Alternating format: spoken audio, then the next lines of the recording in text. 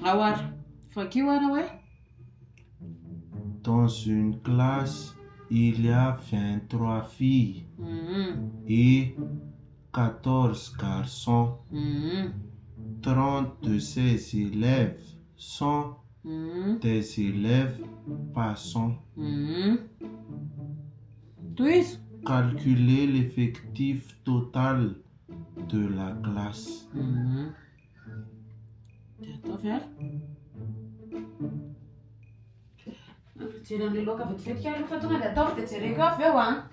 Tsy mahazo milalao raha vao tsy vita io a. Vita? Andriamanitro. Zao ve le izy? Omega! Zaho ve dia tsy azonao e?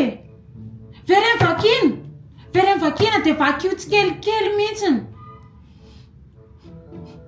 Dans une classe, Aza mitomany aloha, vakio fa tsy mahay an'io ianao raha vao mitomany eo.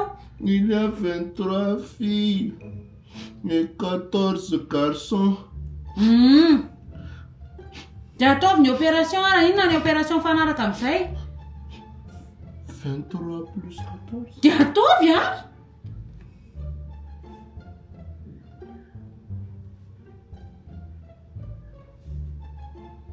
Zao ve dia tsy azonao?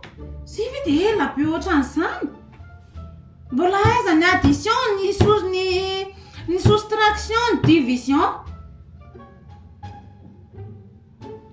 Comment dire le nom, c'est fait?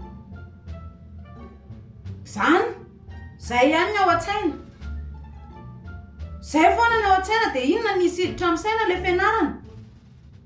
Raha ohatra zany ka sahirakirana kely ohatry ny Omega teo ny zanakareo dia misy solution proposena ianareo ny MC na Malagasy coaching scolaire.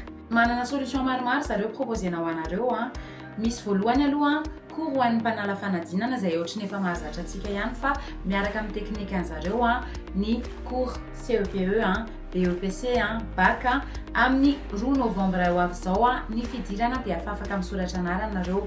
Ny faharoa cours avec coaching scolaire zany hoe natao an'ny classe intermédiaire zany izy io.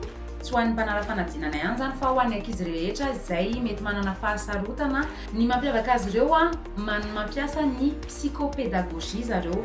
Zany hoe tsy hoe ampidirina fotsiny bêtement ao anatin'ny lohan'ilay zaza le information fa tena mamolavola ny sain'ilay zaza mihitsy mba ho mora mandray izay zavatra ampitaina amin'zareo izy. Misy ihany koa ny coaching individuel. Izy io tsisy cours fa sur rendez-vous zany mangataka rendez-vous nareo dia hoentina an'ilay zaza azavaina amin'zareo hoe ohatry ny ahoana ilay difficulté an'ilay zaza. Misy manko izao ohatra hoe zaza mahay any ampianarana fa tsy mety afaka fanadinana rehefa manala na koa hoe mamerindesina ny trano dia mahay be fa rehefa tonga eo amin'ny fotoana anaovana devoir surveiller somary lasa ambany be ohatra ny notin'ilay zaza. Dia zareo zany amin'izay à partir an'ilay zavatra information omenareo no manome vahaolana ahafahan'ilay zaza mora mandray an'ilay zavatra ampitaina any ampianarana. Raha ohatra ka mahaliana anareo midira ao anaty pejiny MC Malagasy coaching dia anontany eo daholo izay mahaliana anareo rehetra.